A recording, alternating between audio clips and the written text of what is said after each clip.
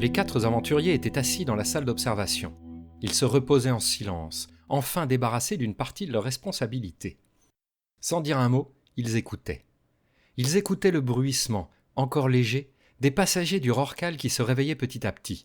Ils étaient encore sous le choc, déphasés et très fatigués, mais ils recommençaient à bouger. Xia regrettait un peu la passerelle et son siège de pilotage, mais sa main dans celle de Yuri lui permettait de penser à autre chose. Aladita avait laissé ses parents en plan pour venir coller son nez à la vitre et admirer le spectacle extraordinaire des 3 vaisseaux Bouboule et des millions de Schmarblack qui les accompagnaient. Excusez-moi, vous êtes les enfants qui sont restés éveillés pendant l'accident ? Encore un. C'était au moins la 100e fois qu'on leur posait cette question ce jour-là. Max se retourna avec un grand sourire et lâcha une tirade sans respirer. Oui, c'est nous. Et oui, on a sauvé le vaisseau et vous avec. De rien. Les rapports sont dans l'ordinateur. Oui, il y a un extraterrestre qui vit dans les circuits du Rorqual. Oui, on a des pouvoirs. Vous voulez le voir de vos yeux ? Ok. Et il fit 3 fois le tour de la pièce en une demi-seconde, faisant s'envoler les papiers, les tasses, les vêtements et les cheveux de tout le monde. Ses 3 amis, sans broncher, avaient posé leurs mains sur leur verre pour ne pas qu'ils tombent. Ils firent un sourire poli à la dame qui les regardait la bouche grande ouverte, sans arriver à prononcer un mot.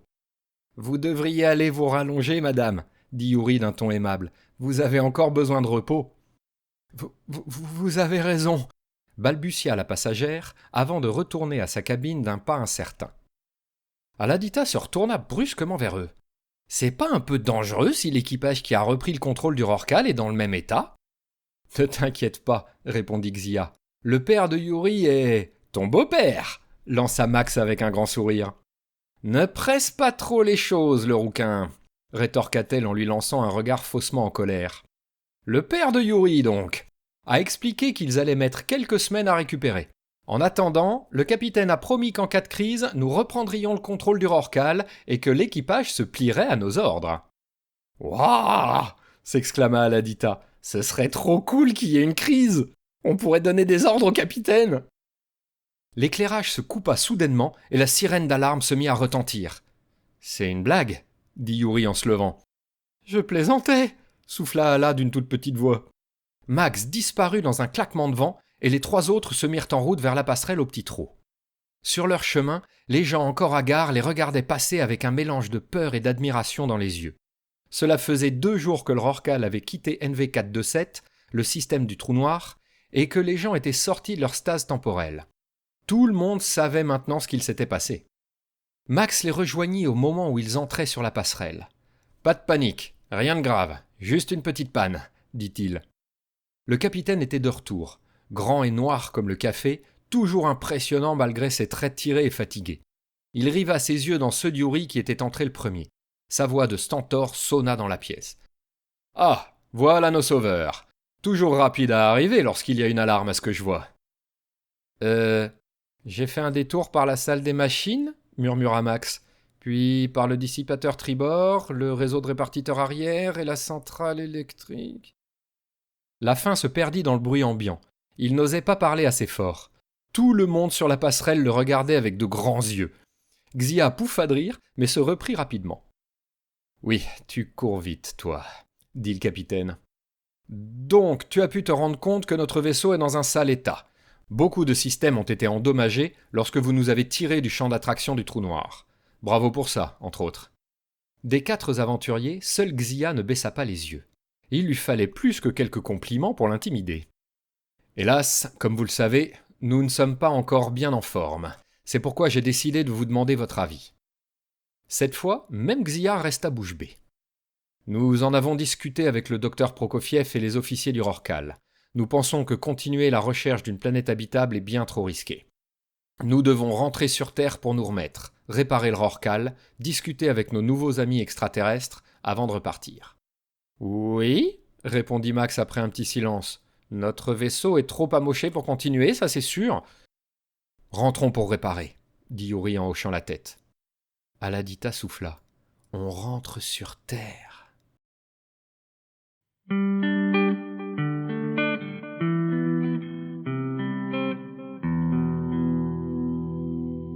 Le Rorqual approchait du système solaire à vitesse maximum. Les moteurs Prokofiev déformaient l'espace-temps autour d'eux et rendaient flous les Schmarblack et les vaisseaux Bouboule. Un coup il marche bien, un coup il marche mal, ces moteurs, dit Xia. Tu n'as pas trouvé pourquoi, Yuri? Je n'en suis pas sûr, mais j'ai une théorie. Dis-nous tout, dit Max. On a encore 5 minutes avant d'entrer dans le système solaire. Les pétochards, ils nous surveillent. Une autre espèce qui part à la découverte de l'espace, c'est un risque pour eux. On pourrait leur tomber dessus, être agressifs, et même si le risque est minuscule, ça n'a pas l'air de les arrêter. Lorsqu'ils ont vu le Rorcal quitter le système solaire, ils ont dû saboter le fonctionnement des moteurs Prokofiev grâce à leur maîtrise de l'espace-temps. Xia hocha la tête et continua.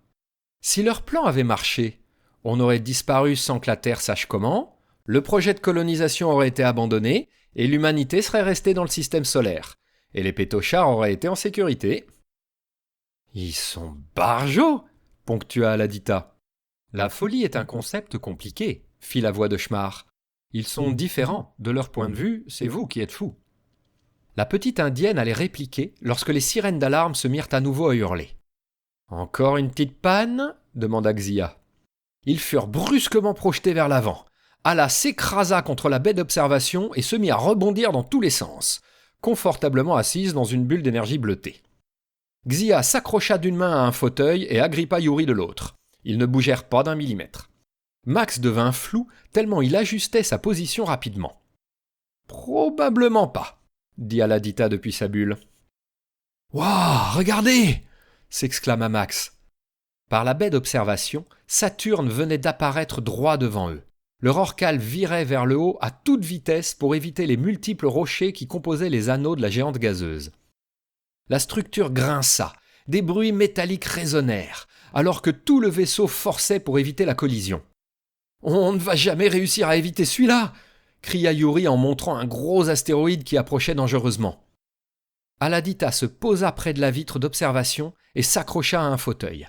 Sa bulle disparut et elle se concentra, fronçant les sourcils d'un air boudeur. Une route d'énergie scintillante apparut devant le vaisseau, se courbant joliment vers le haut et passant juste devant l'astéroïde. Le dessous du Rorcal s'appuya dessus et la surface l'aida à tourner. La coque grinça, racla la route d'énergie avec des bruits sinistres.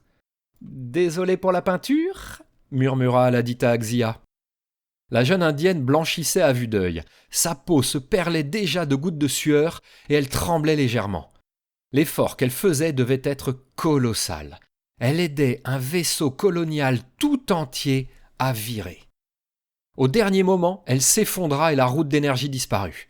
Le Rorcal fut secoué, mais passa l'astéroïde de justesse, frottant juste un peu au passage.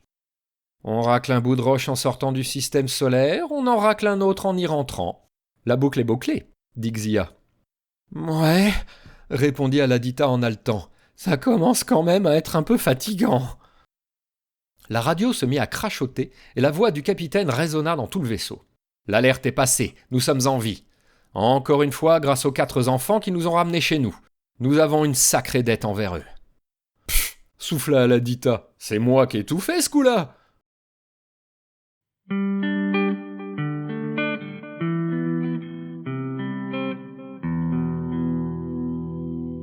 Pourquoi Saturne n'était pas à sa place ? Demanda le capitaine. Le docteur Prokofiev et les 4 aventuriers étaient debout sur la passerelle. Le père de Yuri, comme tous les autres passagers du Rorcal, avait l'air encore un peu absent, comme déconnecté de la réalité. Son fils prit la parole à sa place, en ne parlant pas trop vite. Saturne est bien à sa place, tout comme les autres planètes de notre système solaire. C'est notre calcul qui est mauvais. Et si j'en crois Schmar, notre calcul est vraiment très, très mauvais. Notre calcul de quoi ? Demanda le docteur Prokofiev. De la date, papa.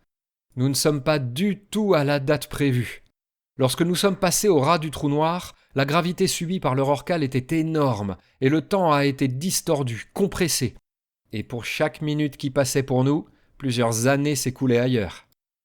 Xia leva les yeux au ciel d'un air exaspéré. « Dis-nous clairement, l'intello, on s'est planté de combien ? Ça fait combien de temps que le Rorcal a quitté la Terre ?» Yuri blanchit un peu et hésita à répondre. Le poids des regards du capitaine, de son père, du pilote, de tous les membres d'équipage présents, c'était un petit peu trop pour lui. Le Rorcal a quitté le système solaire, fit la voix impassible de Schmar, il y a très exactement 256 ans, 3 mois et 5 jours. Même les adultes au cerveau encore ralenti comprirent tout de suite ce que ça impliquait. Le capitaine se leva et sa voix grave tonna dans toute la passerelle. « Quoi ? Il s'est passé 250 ans sur Terre depuis notre départ. Mais nous devions leur trouver une planète de remplacement. » « La mission Rorqual a donc été un échec, » dit tristement le docteur Prokofiev. « Il n'y a plus qu'à espérer qu'ils aient réussi à s'en sortir sans nous. »« Comment avons-nous pu échouer à ce point ?» s'exclama le capitaine en se penchant sur le scientifique russe. Yuri retrouva l'usage de la parole pour défendre son père. « Tout ce que vous avez fait a marché impeccable. La seule chose que vous n'aviez pas prévue, c'est l'existence d'une race extraterrestre qui saboterait le vaisseau. »« Et vous n'aviez aucune raison de prévoir ça !» ajouta Max. Le capitaine se calma aussitôt. Il posa la main sur l'épaule du père de Yuri. « Désolé, Sergueï. C'est pas contre toi que je suis en colère. C'est difficile et frustrant de me sentir si lent à comprendre, si lent à décider. Les enfants, je crois que vous devez encore assumer le commandement pour cette mission. » Yuri et Xia rougirent, intimidés. C'était une chose de prendre le contrôle du Rorqual lorsqu'il n'y avait qu'eux à bord, c'en était une autre de le faire devant tous les adultes. Aladita n'eut pas autant de scrupules. Elle se campa bien droit au milieu de la passerelle et se mit à donner des ordres de sa petite voix aiguë. « Bon, alors, on va aller vers la Terre déjà, sans utiliser les moteurs Prokofiev au cas où les pétochards sont encore dans le coin.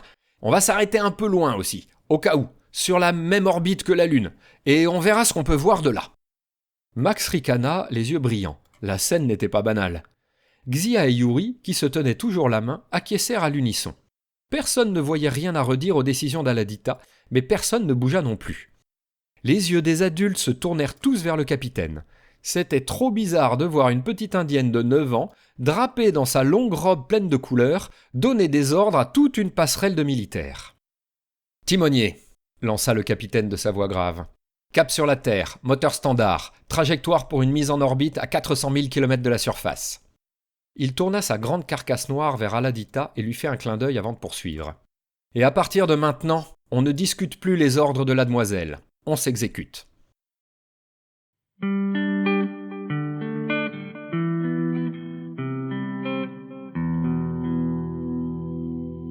Je sais pas comment tu fais, » dit Yuri à Aladita. « Je n'arriverai jamais à donner des ordres sur la passerelle. »« Il faut bien que quelqu'un s'en occupe, » répondit l'indienne sûre d'elle. « On leur sauve la peau une dernière fois et on part en vacances. » Max, qui observait les schmarblaks et les vaisseaux bouboules par la fenêtre de la baie d'observation, se retourna pour répondre. Pour une fois, il ne souriait pas. « Je doute que ce soit aussi simple, Ala. 250 ans. Il a pu se passer beaucoup de choses, et nous ne savons vraiment pas ce que l'on va trouver. J'ai un mauvais pressentiment. »« Moi aussi, » dit Xia d'un air sombre. Yuri jeta un coup d'œil à la baie d'observation avant de répondre. « On va vite le savoir, nous n'allons pas tarder à arriver. » Les 4 aventuriers, au milieu d'une foule d'adultes hagards, se collèrent à la vitre. La surface noire de notre satellite, celle qui n'est pas éclairée par le soleil, défilait sous leurs yeux. Dans quelques secondes, le Rorqual surgirait de derrière la Lune et laisserait apparaître la Terre. Les 4 enfants retinrent leur respiration. Et elle apparut. Ils voyaient une moitié éclairée par le soleil, verte et bleue, zébrée de nuages blancs, et une partie dans le noir complet. La démarcation entre les deux était très nette. De l'espace, on avait l'impression qu'une simple ligne séparait le jour et la nuit. La Terre était toujours aussi belle. Un vaisseau-monde qui traversait la galaxie, transportant et protégeant l'humanité du froid et du vide de l'espace. Ala, Max et Xia souriaient béatement. Ils avaient cru ne jamais la revoir. « Oh non, c'est pas possible !»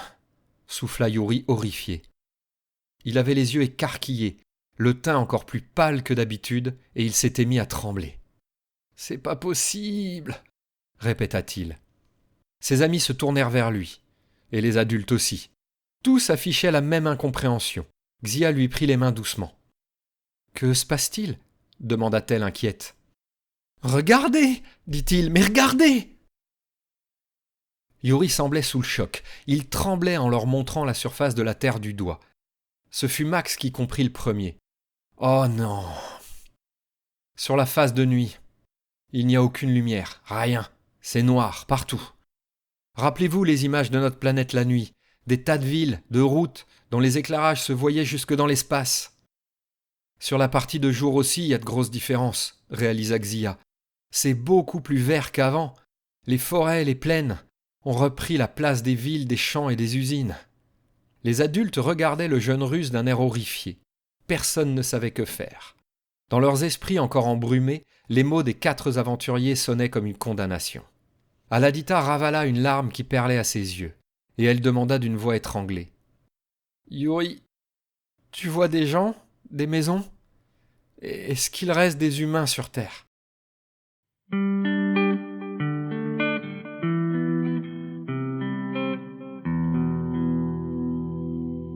Mettez le Rorcal en orbite autour de la Terre, demanda Yuri au capitaine. Nous allons descendre avec la seconde navette. Le docteur Prokofiev regardait son fils d'un air anxieux, pendant que le capitaine acquiesçait et donnait les ordres nécessaires. « Ne vous inquiétez pas, Sergueï, dit Xia d'un air sérieux. Je le protégerai. Je ne laisserai rien lui arriver. » Le vieil homme en blouse blanche lui sourit, visiblement rassuré, et la remercia d'un signe de tête. Les 4 aventuriers n'attendirent pas plus longtemps. Ils se mirent en route vers les hangars, pendant que le capitaine suivait leurs ordres. Une fois leur combinaison enfilée, ils ressemblaient à une vraie équipe de super-héros. Tous avec les mêmes uniformes noirs relevés par le rouge brillant des plaques de blindage rajoutées par Max. « Normalement, on ne descend pas seul, dit Yuri en regardant autour de lui. Une limace géante, recouverte de plaques ressemblant à la chitine des insectes, venait vers eux, portée par des milliers de petites pattes visqueuses. Sur la grosse bosse qui ornait son front, les 6 yeux pétillaient de joie. « Speedy !»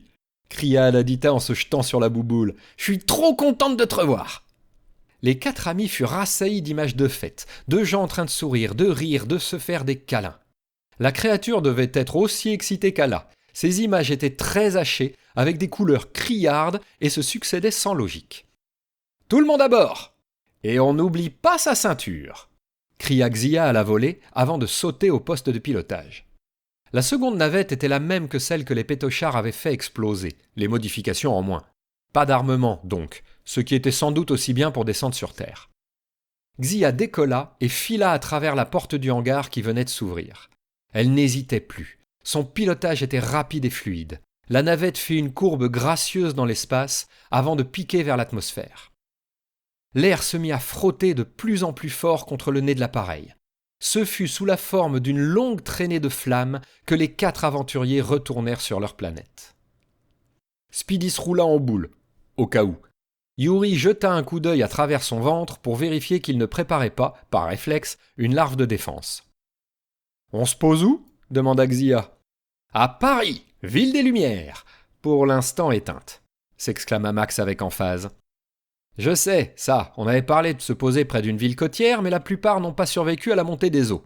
Alors, où dans Paris ?»« Nous ne gênerons plus personne, » répondit Yuri en haussant les épaules. « Pose-nous sur le champ de Mars, le grand parc devant la tour Eiffel. » Alors que la navette ralentissait, les flammes se réduisirent à un rougeoiement à l'avant de l'appareil, puis disparurent complètement. Enfin, les caméras extérieures purent être activées et les plaques de blindage devant les vitres du cockpit purent être levées. Le décor qui apparut était beaucoup plus sauvage que ce qu'ils avaient imaginé depuis l'orbite. Seul Yuri et ses yeux qui pouvaient zoomer n'étaient pas surpris. La végétation avait repris le dessus dans toutes les villes. Les immeubles étaient recouverts de feuilles et de branches. Les routes, éventrées par les racines des arbres, se distinguaient à peine au milieu d'une forêt qui recouvrait tout. « Les espèces présentes ne correspondent pas au climat de la région, » murmura Yuri les yeux plissés. « On est plus proche d'une jungle équatoriale que de la forêt de Chantilly. »« Une forêt de Chantilly ?» s'étonna Aladita. « Chantilly, c'est un coin à côté de Paris, » souffla Max en rigolant. Xia amorçait son atterrissage devant une tour Eiffel qui servait de support à une végétation luxuriante. On aurait dit un arbre gigantesque qui tendait ses feuilles jusqu'au ciel.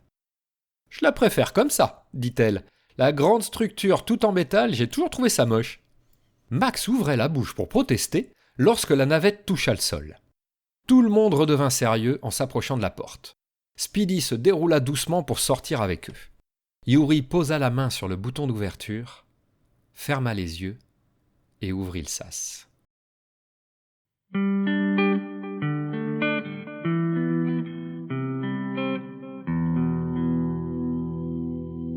À leur grande surprise, la ville de Paris était bruyante. De nombreux cris d'oiseaux, grognements et bruissements de feuilles les faisaient régulièrement sursauter. Pas de silence, mais pas de lumière non plus. Les branches et les feuilles sur les murs et en haut des immeubles étaient si nombreuses que le soleil n'atteignait presque plus le sol. Speedy les suivait, hésitant, ses nombreux yeux pointant dans tous les sens. Ses milliers de minuscules pattes crépitaient sur les feuilles mortes. Pour un membre d'une espèce qui rentre en catatonie à la moindre petite peur, il faisait preuve d'un courage extraordinaire. « Wouah !» souffla Max à mi-voix. « On n'a vraiment plus l'impression d'être en ville. » « Est-ce que c'est toujours vraiment une ville ?» interrogea Xia. « Tout dépend de la définition que tu donnes à ville, » commença Yori. L'image d'un New York vu du ciel, immense, parcouru par une foule pressée et circulant au milieu des embouteillages, s'afficha dans leur tête. Speedy avait donné sa définition. « C'est une forêt qui a poussé sur une ville », trancha Aladita. Personne ne la contredit. Sa description était particulièrement bien résumée. On voyait encore les vestiges des constructions humaines, le bitume par endroits, le béton des immeubles, les fenêtres cassées encore visibles. Mais tout était recouvert d'une végétation verte et luxuriante. Un bruit de cavalcade les fit se retourner, mais trop tard. Max hurla de surprise et de douleur. En baissant les yeux, il vit un gros chien gris qui ressemblait presque à un loup, la mâchoire refermée sur son mollet. Sans la combinaison et les plaques de blindage, l'animal lui aurait arraché un bon bout de muscle. Il se mit à secouer la jambe si vite que la vibration bourdonna dans l'air ambiant. Le chien lâcha et retourna se cacher dans les fourrés au moment où deux autres attaquaient Yuri dans le dos. Il cria à son tour. Il secoua aussi sa jambe, mais sans pouvoir de rapidité ce fut inutile. Xia frappa dans ses mains, bras tendus le plus fort qu'elle put. L'onde de choc les fit tous tomber à genoux. Speedy se recroquevilla en une grosse boule tremblante et les deux animaux reculèrent en jappant. La meute de chiens sauvages apparut enfin. Ils étaient au moins 30, tout autour d'eux, tapis sous les feuilles et presque invisibles. Ils grognaient en montrant leurs crocs acérés, à deux doigts de bondir. « Tenez-vous prêts !» murmura Xia pendant que les autres se relevaient en se massant les oreilles. Aladita s'entoura d'une armure bleutée et scintillante. Xia arracha une grosse branche au-dessus d'elle et la brandit au-dessus de sa tête. Max se pencha en avant, comme un coureur dans les starting blocks, et Yuri soupira. « Si au moins je pouvais me rouler en boule moi aussi, » dit-il en levant les yeux au ciel. Le premier chien bondit sur lui, sa gueule ouverte dirigée droit vers son visage. Xia le cueillit en plein vol d'un grand coup de sa massue improvisée. Un geste magnifique, digne d'un grand joueur de baseball. L'animal sauvage vola à travers les feuilles dans un piaillement de surprise. « Pas besoin, tu m'as moi !» clama-t-elle. La meute chargea. Plusieurs dizaines de chiens jaillirent dans tous les sens et se précipitèrent vers eux en aboyant sauvagement. En quelques secondes, ce fut le chaos. Seul Max réussissait, grâce à sa vitesse, à suivre ce qu'il se passait. Pour les autres, il était impossible de surveiller tous les chiens sauvages. Ils arrivaient de partout en même temps, sautaient dans un sens puis dans l'autre. Ils cherchaient à fatiguer leurs adversaires avant de les mettre à mort. Seulement, ils ne faisaient pas face à des adversaires ordinaires. Aladita, bien à l'abri dans sa bulle scintillante, avait fabriqué un lance-pierre d'énergie et catapultait chien après chien au loin. « Speedy, pas de larves, on s'en sort !» cria Xia au milieu de la mêlée. Elle balayait devant elle à grands coups de son énorme massue, dégageant les animaux sauvages autant que les buissons et les lianes. Max fonçait dans tous les sens, faisant vibrer l'air autour d'eux et soulevant une tornade de feuilles mortes à chaque fois qu'il se déplaçait. Il dégageait les mollets de Xia lorsqu'elle se faisait attraper et amenait les chiens à la catapulte d'Aladita. Yuri ne faisait pas grand-chose, il hésitait. Leur vie était bien en danger, les animaux sauvages voulaient faire d'eux leur dîner. Mais ils n'arrivaient pas à s'en prendre à eux. Oui, ils avaient évolué, étaient retournés à la vie sauvage. Mais c'étaient quand même des chiens et ils se contentaient de suivre leurs instincts. Ala et Max les faisaient valser dans les airs. Xia les assommait à grands coups de massue. Les animaux pouvaient s'en sortir. Mais si Yuri avait commencé à faire bouillir ou geler les cellules, le sang ou le cerveau des chiens, leur mort ne faisait aucun doute. Alors il ne fit rien, à part observer ses amis et les environs. À l'abri derrière Xia, qui ne laissait rien passer. Un mouvement dans un arbre attira son attention. Alors qu'il plissait les yeux pour essayer de repérer ce qu'il avait vu, un autre mouvement derrière une vieille fenêtre d'immeuble, cachée par les lianes, lui fit tourner la tête. Il ouvrit la bouche pour prévenir ses amis qu'ils étaient encerclés, lorsque les premières flèches enflammées tombèrent autour d'eux. Elles se plantaient dans les troncs ou dans le sol, et leurs flammes dansèrent rapidement un peu partout. Les chiens, effrayés par le feu, s'enfuirent rapidement. Un groupe d'hommes et de femmes, leurs dos recouverts de peau de bête, au visage dur et mal rasé, sortirent de leur cachette avec leurs arcs en main. L'un d'eux s'approcha, baissant son arme avant de leur adresser la parole dans un français à l'accent bizarre. « Vous êtes étranges, vous venez de quelle tribu ?»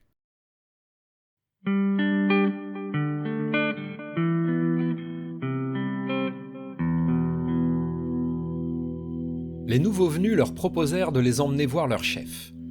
Quelque chose dans le ton de leur voix et dans la dureté de leur regard ne laissait pas la possibilité de refuser. Diplomate, Yuri accepta la proposition. C'était de toute façon le meilleur moyen de savoir ce qu'il s'était passé sur Terre ces 2 derniers siècles. Speedy était resté en boule pendant toute la conversation.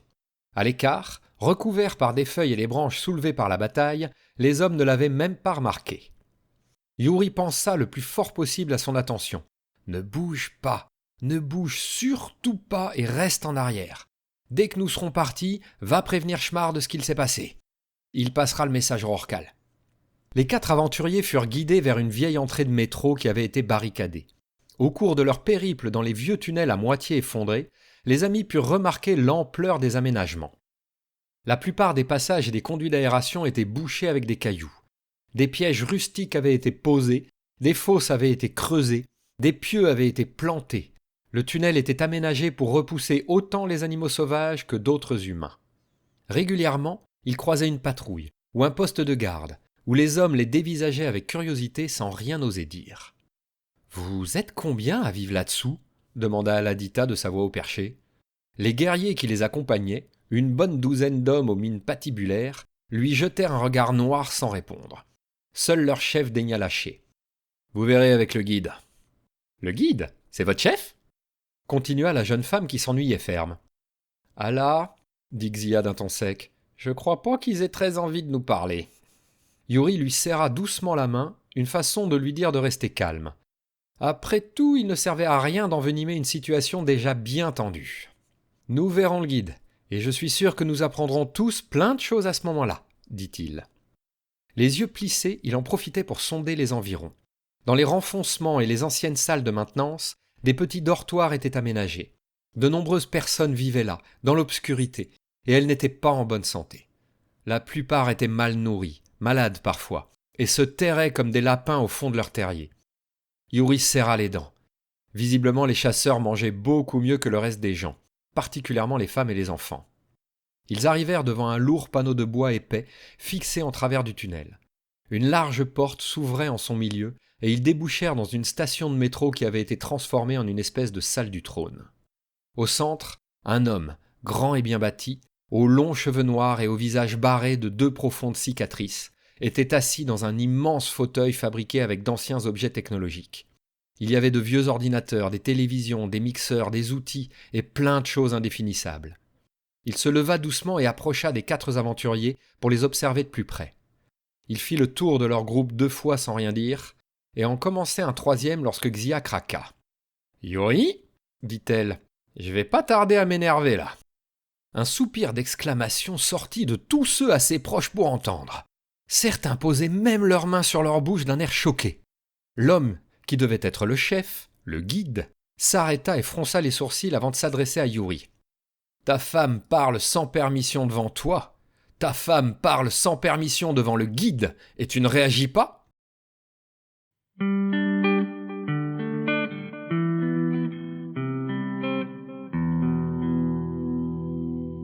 Xia ouvrit la bouche pour répliquer, ses yeux lançant des éclairs de colère, mais Yuri la devança. « Xia, Xia, c'est son nom, et elle n'a pas besoin de ma permission pour s'exprimer. Peut-être a-t-elle besoin de la vôtre, mais nous ne connaissons pas vos coutumes. » Aladita ne put réprimer un petit gloussement, et Max, dont les yeux brillaient aussi, lui colla un coup de coude dans les côtes d'un air complice. L'un comme l'autre aurait bien aimé voir Yuri essayer d'empêcher le Xia de parler. L'homme fit demi-tour et remonta vers son trône bizarre. Une fois assis, il laissa planer un silence de quelques secondes avant de s'exprimer enfin. « Bien, de toute évidence, mes chasseurs avaient raison à votre sujet. Vous êtes dangereux. Vous ne savez pas vous tenir. Vous ne savez pas vous organiser. Vous ne savez pas rester à votre place. Tout ceci, dans notre monde, représente un danger pour notre communauté. Yuri avança d'un pas pour parler. 2 pointes de lance se posèrent instantanément sur sa gorge. « Arrière !» cracha un garde. Max et Ala ne riaient plus. Xia serrait les poings et pliait les genoux, prête à en découdre. Yuri, désespéré, essayait encore d'entamer un dialogue. Le guide ne lui en laissa pas l'occasion. « Votre âge n'est en rien une excuse. Des enfants qui mettent la communauté en danger doivent être punis comme des adultes. Nous ne pouvons nous permettre d'autres lois. Ces règles nous maintiennent en vie. Laissez le désordre entrer dans nos existences et nous périrons tous. » Il fit un geste de la main et le cercle des gardes autour d'eux se resserra. Les arcs furent brandis et les lances pointées vers eux. Avec un sourire carnassier, Xia fit un pas en avant. Elle n'avait pas fait un 2e pas qu'un filet tombait sur Max. En un instant, il fut entièrement ficelé, incapable de bouger. Par derrière, un homme mit un sac sur la tête d'Aladita, bloquant sa vue et l'empêchant de se servir de son pouvoir. Elle se fit à son tour saucissonner avec d'épaisses cordes. « Oh, vous allez regretter ça !» hurla Xia. « Vous croyez ?» La voix calme du guide mit la puce à l'oreille de la jeune chinoise. Un mauvais pressentiment la saisit et elle tourna la tête vers Yuri. Son ami était menacé par une 10aine d'hommes armés de lances et d'arcs. « Si vous bougez, votre petit copain meurt », expliqua inutilement le guide. Xia baissa les bras et se laissa attacher avec de vieilles chaînes rouillées. En quelques instants, ils furent soulevés et emmenés dans 4 cellules différentes, aux barreaux épais et solides. Max, toujours attaché, Aladita, toujours aveuglée, et Yuri, toujours menacé. « Vous allez vous calmer », dit le guide derrière eux pendant qu'ils se faisaient emmener. « Ensuite, nous discuterons et vous nous expliquerez comment vous avez eu vos pouvoirs, et comment nous allons avoir les nôtres. S'il le faut, nous torturerons celui qui ne sert à rien pour vous faire parler. »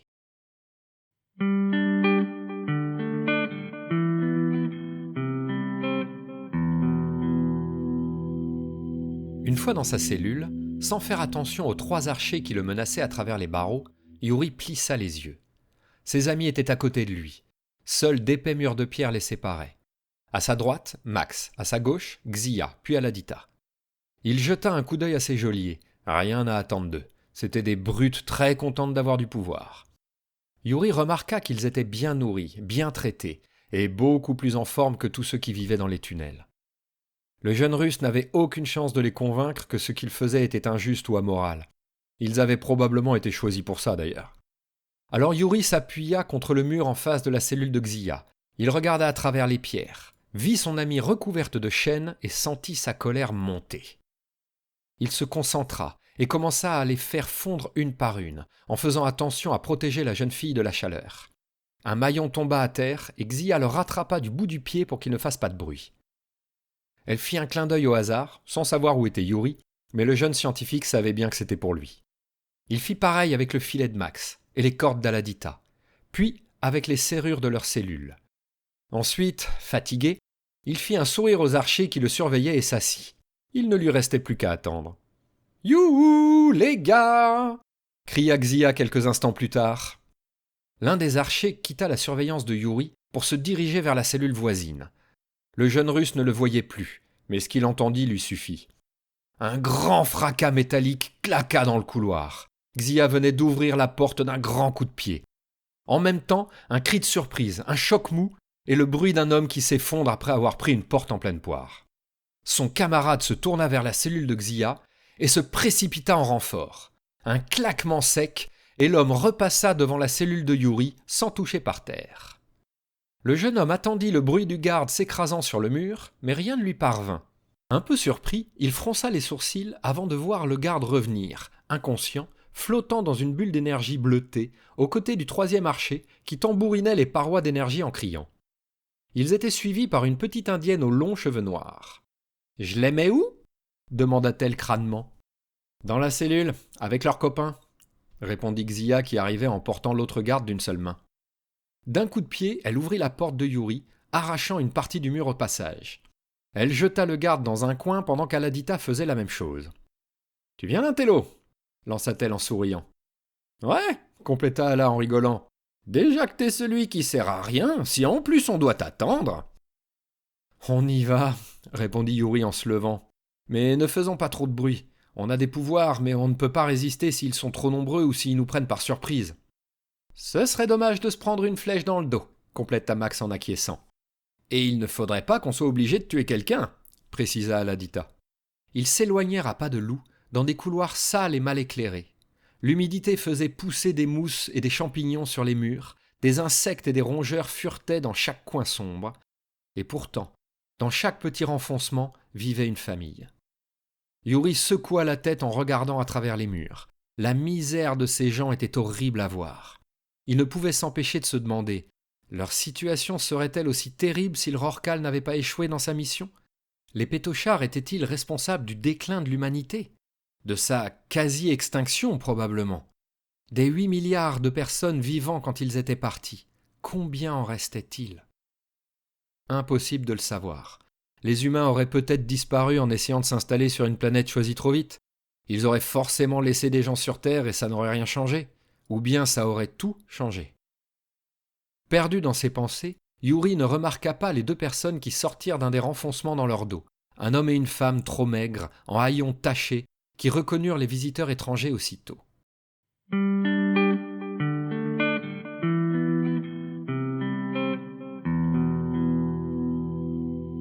Un petit crissement dans le silence des tunnels fit se retourner Aladita. Elle se figea en voyant 2 personnes qui les suivaient de loin, avec l'air craintif. Salut » dit-elle doucement en levant la main et en se forçant à sourire. Ses 3 amis se retournèrent et le couple qui les suivait s'arrêta net et se recroquevilla contre le mur.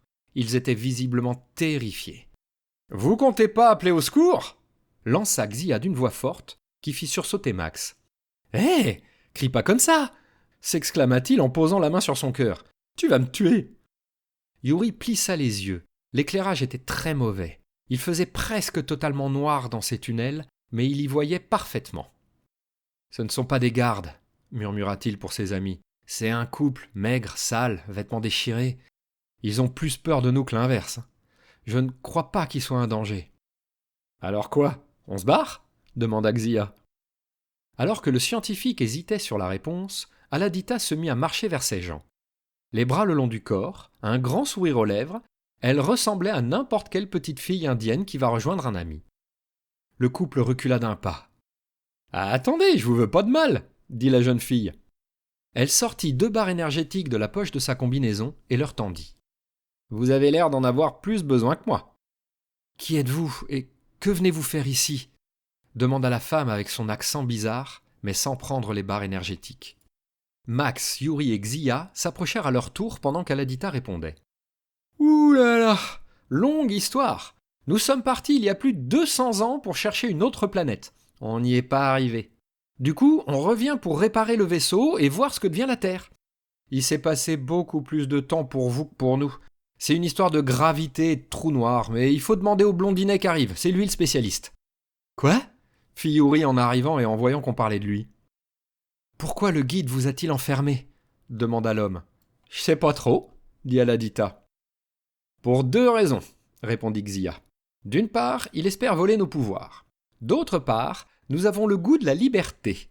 Nous pouvons vivre sans lui et sans ses gardes, nous n'avons pas besoin de lui, ce qui nous rend dangereux. »« Vous pourriez nous montrer que nous n'avons pas besoin de lui non plus, » dit l'homme en hochant la tête. « Et il perdrait le pouvoir qu'il a sur nous, » termina sa femme.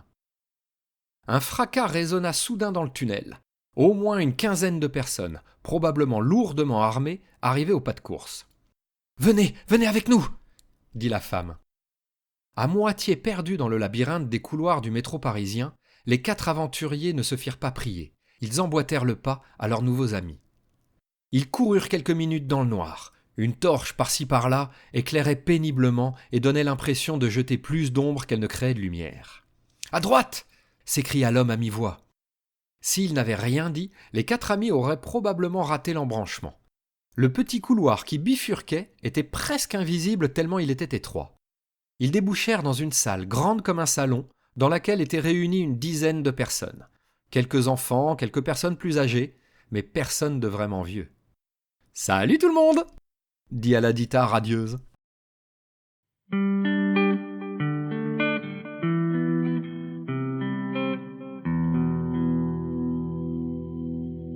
Ils étaient plus de 20 à s'entasser dans la pièce. Les hommes, femmes et enfants qui vivaient dans le métro étaient tous dans le même état. sales et maigres, visiblement mal nourris, leurs regards hantés par la peur. Et ils avaient expliqué pourquoi. Ils avaient expliqué que le guide gardait pour lui et ses gardes la majorité de la nourriture et l'intégralité des armes. Ils avaient expliqué l'impossibilité de se plaindre sans finir en prison. Ils avaient parlé de ces gens qui critiquaient la situation et qui disparaissaient une nuit pour ne jamais réapparaître. Petit à petit, alors que les 4 aventuriers racontaient leur périple et écoutaient ces pauvres gens se confier, d'autres personnes continuaient d'arriver. « Aidez-nous !» finirent par demander Adrienne et Alex, les 2 personnes qui les avaient suivis dans le tunnel. « Ouais, avec plaisir !» grogna Xia avec une grimace inquiétante. « On se calme !» tempéra Yuri. « Bien sûr qu'on va vous aider, mais il nous faut un plan. On peut pas attaquer frontalement, pas si on veut éviter de tuer tout le monde. » Quelques regards s'échangèrent parmi les gens en face d'eux. Visiblement, tuer tout le monde était une option qu'ils avaient envisagée. « Ce n'est pas notre genre, » dit Aladita, « mais on va vous sauver quand même. » Max se leva et s'éclaircit la gorge. « Je suis français, les révolutions, ça me connaît. S'il y a une chose de sûre, c'est que ça ne marche que si les gens nous soutiennent. Nous pourrons passer le mot, et la plupart des habitants des tunnels nous suivront. Les autres se cacheront, le guide n'aura pas d'autre soutien que ses gardes. Alors, ce que je propose, continua Max, c'est que vous alliez le chercher pour le jeter en prison. Que vous tiriez au sort un groupe de gens qui s'occupera de prendre les décisions, et que vous mettiez en place un nouveau tirage au sort tous les 3 mois pour que personne ne s'accroche au pouvoir, que personne ne s'y habitue, et que ceux qui dirigent fassent toujours partie du peuple. Yuri et Xia regardaient Max avec de grands yeux. Ils n'auraient jamais cru que leur ami avait autant réfléchi à ces sujets. « Mais, et les gardes ?» commença Adrienne. « Ils vont nous abattre !» termina son mari. Tous les gens entassés dans le petit salon hochèrent la tête, la peur brillant dans leurs yeux. « Faites-nous confiance !» répliqua Xia. « On se charge de cette partie du problème. »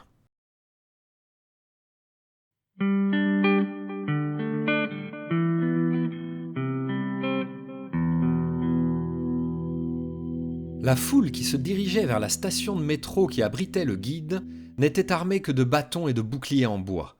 Ils les frappaient les uns contre les autres pour faire le plus de bruit possible, une autre idée de Max. Au départ, les gardes reculèrent devant cette marée humaine habillée de loques. Ils reculèrent devant les regards flamboyants de ceux qui se réveillent enfin. Mais, rapidement, les ordres tombèrent, et ils se préparèrent à arrêter la foule coûte que coûte. Les arcs se tendirent, les sommations fusèrent. « Arrêtez-vous et retournez chez vous !» hurlait le capitaine de la garde. « Sinon, nous serons obligés de tirer !» Certains parmi la foule frémirent, s'attendant à sentir une flèche s'enfoncer dans leur chair d'un instant à l'autre. Mais personne ne s'arrêta, personne ne ralentit. Lorsque l'ordre tomba, la foule retint sa respiration. Le capitaine cria, et le silence se fit. « Archers, tirez !» hurla-t-il. Pendant 1 seconde, il ne resta plus que le bruit des cordes qui claquent et des flèches qui fusent. Puis un vent violent claqua dans le tunnel et un mur d'énergie bleutée s'éleva entre la foule et les gardes. Xia leva devant elle un énorme panneau en bois épais qui protégeait à lui tout seul la moitié du passage.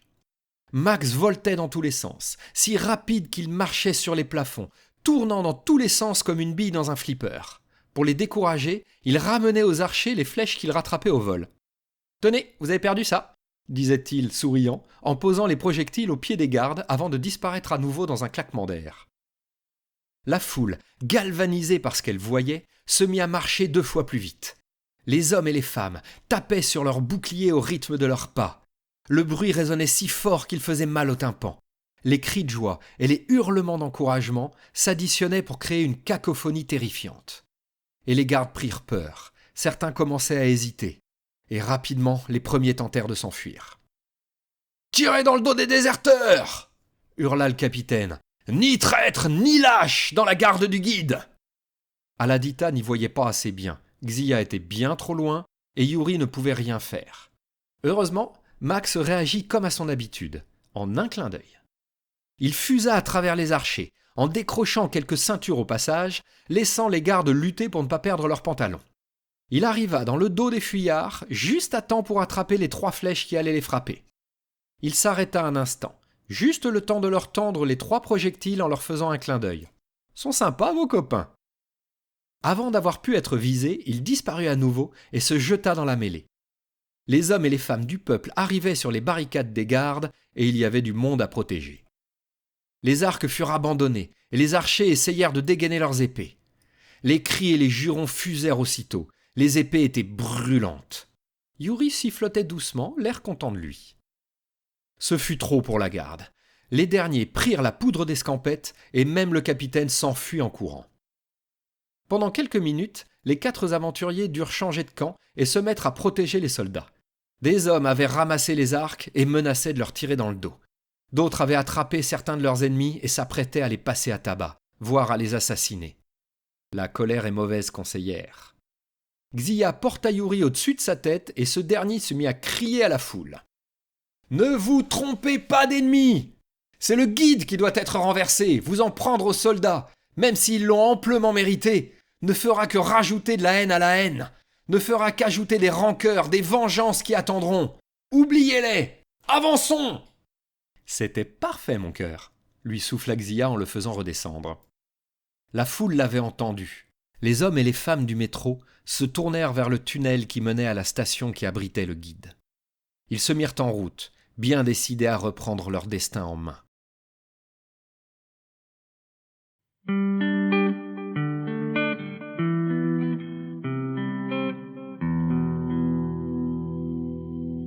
C'était dans une bulle bleutée que le guide flottait au-dessus de la foule. Il vociférait des insultes et des menaces que personne n'écoutait. Tout le monde était bien trop occupé à essayer d'organiser ce qu'il se passait.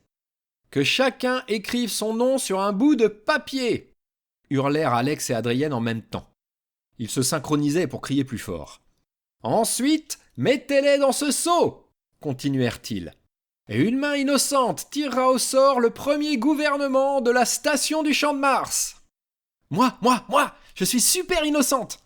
s'écria aussitôt Aladita en sautillant. Max furetait dans la foule à une vitesse folle. De temps en temps, il arrêtait quelqu'un qui essayait de mettre 2 fois son nom dans le seau. « Tst, disait-il, si nous recommencions sur de bonnes bases plutôt. » Aladita, rayonnante de fierté, commença à tirer au sort le groupe de 11 personnes qui décideraient de la suite pour les 3 prochains mois. Max gardait l'œil ouvert pour éviter toute tricherie, mais plus personne n'avait envie de le faire. Tous sentaient qu'ils vivaient un moment historique, la reprise du pouvoir à un tyran. Yuri et Xia en profitèrent pour s'éclipser discrètement. Ils grimpèrent vers la surface pour contacter le Rorcal. « Je suis soulagé d'avoir de tes nouvelles », lui répondit son père dès qu'il alluma la radio. « On ne captait rien dans le métro », lui expliqua son fils avant de raconter toute l'histoire. Pendant ce temps, les 2 amoureux continuaient de monter. Depuis la rue, Xia fit un trou dans l'ancien mur d'un immeuble. Un coup de pied suffit à libérer le passage. Ils trouvèrent l'escalier et montèrent vers le toit, sans cesser d'expliquer au docteur Prokofiev et à tous les passagers du Rorcal qui écoutaient ce qui était arrivé à la Terre. « Avez-vous besoin d'un soutien armé ?» demanda la voix du capitaine au bout de quelques minutes. « Sûrement pas !» s'exclama Yuri. « Il faut qu'ils se forgent un avenir à eux maintenant.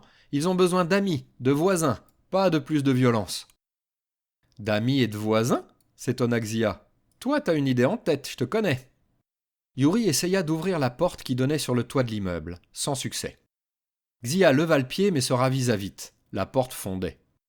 Avec un petit sourire, son ami passa la nouvelle ouverture et le spectacle devant eux leur arracha une exclamation. Des oiseaux multicolores s'envolaient dans tous les sens. Les arbres, les lianes et les fleurs magnifiques couvraient tout le paysage jusqu'à perte de vue. Ils avaient sous les yeux le monde qu'ils avaient cherché dans la galaxie. L'humanité s'était presque éteinte à cause des dégâts faits à la planète. Mais ces dégâts se réparaient. Un nouveau monde était en train de naître, un nouveau monde dans lequel habiter. « Oui, dit Yuri, oui, j'ai une idée en tête. La voilà la planète sur laquelle nous devons nous installer, où nous devons descendre les 6000 colons du Rorcal. La planète à laquelle nous devons nous adapter, et ne pas chercher à l'adapter à nous. » « Je ne peux pas m'empêcher d'être un peu déçu, » répondit son ami avec une petite moue. « J'ai quand même l'impression d'avoir fait une grande boucle pour revenir à mon point de départ. » Yuri eut un petit rire et lui fit un clin d'œil. « Schmar ? Speedy ?» demanda-t-il. « Bien sûr, les Schmar-Black laisseront une délégation sur Terre, ainsi que sur chaque vaisseau bouboule, » dit Schmar avec son calme habituel. « Ce ne sera pas moi, puisque moi, je resterai sur le Rorcal. Le vaisseau repartira à un moment ou à un autre, et je tiens à y être. » Et on sera dessus aussi, tu peux compter sur nous, dit Xia. Une série d'images mentales les frappa soudainement. Des tours blanches se mêlant harmonieusement à la nature, des chemins d'antigravité au-dessus de Paris, et les 3 vaisseaux bouboules posés dans les hautes herbes. Les bouboules aussi vont rester, dit Yuri en souriant. 3 espèces avec une intelligence compréhensible sur la même planète. Ça va changer beaucoup de choses. Ils se tournèrent vers la jungle. Debout sur le bord du toit, en se tenant la main, ils regardaient la nature sauvage en imaginant l'avenir. En attendant, nous avons appris pas mal de choses que nous devons transmettre aux terriens, dit Max en arrivant à côté d'eux. Le tirage au sort est fini en bas, ajouta Aladita en se plaçant à son tour sur le bord du toit. Vous ne comptiez quand même pas nous fausser compagnie. Quelques minutes en amoureux, c'était trop demandé ? Rigola Xia. Effectivement, Max, termina Yuri. Il va y avoir un peu de travail de reconstruction ici. Les survivants sur Terre auront besoin de nous, du Rorqual et de ses passagers. Il y a une société à rebâtir. Mais ensuite, je suis certain que nous repartirons à la découverte de l'univers. Xia lui serra la main un peu plus fort. Leurs aventures n'étaient pas terminées. Loin de là.